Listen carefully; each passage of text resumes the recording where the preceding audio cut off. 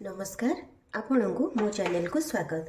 आज मु आपण नहीं आसी काबुली बुटर गोटे रेसिपी देखु से काबुली बुट मु यही कप रे 3 कप भेदे 4-5 घंटा एवं तापरे ताकू सिझे देची टिके लुण पकईकी सिझे देची। बर्तमान मुझे पैन में ढाल देली 3 कप काबुली बुट नहीं एवं यही कप रे सेमती गोटे कप नहीं बुट डाली से बुट डाली की 2 घंटा भेदेकी तापर मुझे सिझे नहीं अल्प टिके लुण और हलदी दी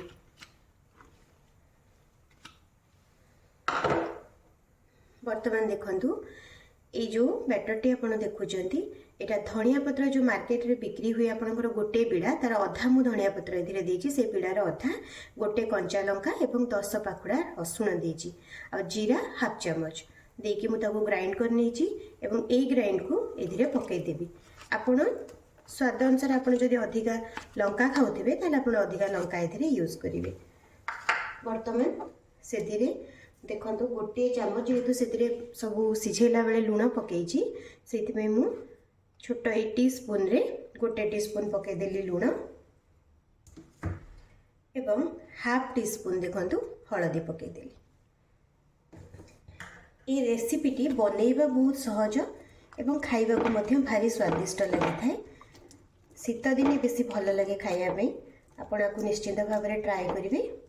देखो हाथ में गोल देली जेहेतु सब जिनस गुड़िक सिझी जाकू आम 10 मिनिट खाली ढांकी दबा पानी मदला जाए। फ्लेम को सीम रे रखी दीची। बर्तमान मुझे घोड़े देली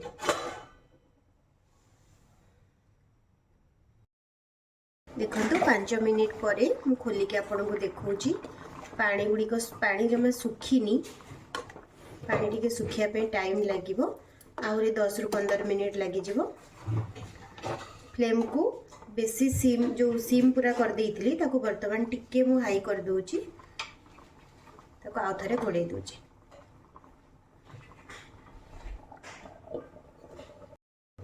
देखंतु वर्तमान 10 मिनिट हो जाइए खोलिकी आपन को देखी दूची पानी मध्य सब सुखी गलानी आउ बेसी सुखेबेनी देखुं यही भाव में आपण बर्तमान ताकू ओल्हे देबे।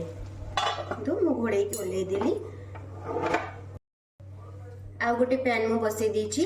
बर्तमान आम तड़का लगेबा गोटे चामच देखु सोरिष तेल पके देली गोटे चामच देबे से बिल्कुल भी तेल यूज ही नथिला। बर्तमान गोटे चामच देली सोरिष तेल टिके गरम हो गला बेलू देखंतु गोटे चामच देची जीरा बर्तमान हेंगु देची देखंतु हाफ टी स्पून से गोटे कंचा लंका पकई देली फाड़ करके आपंकर जब अधिका राग खाइबार अच्छी अधिका पकईदेवी। तो मैंने आपको जो मुझे रखी थी से तड़का देखो पकई ढांकी देली किसी समय 5 मिनिट पर आम देखा। बर्तमान देखो 5 मिनिट हो जाइए एवं ता भितर मु गोटे टमाटो आउ गोटे पियाज को एमती काटिकी पतला पतला स्लाइस करके रखी दीची।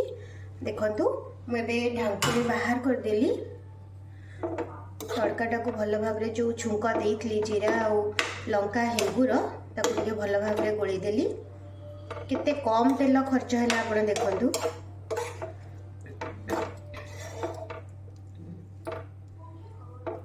बर्तमान एमती गरम थिबा अवस्था रे आपण आ ऊपर सजै देबे।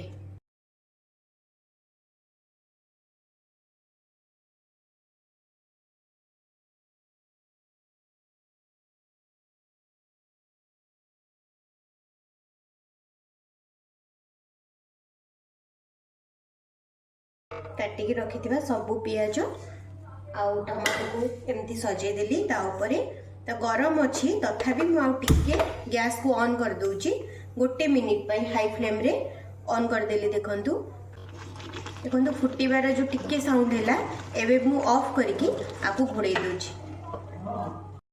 देखंतु वर्तमान आपणकर प्रस्तुत हो गला ग्रीन छोले। आपण आपको रुटी सहित नान सहित खाई परिबे, परोटा सहित मध्य खाई परिबे।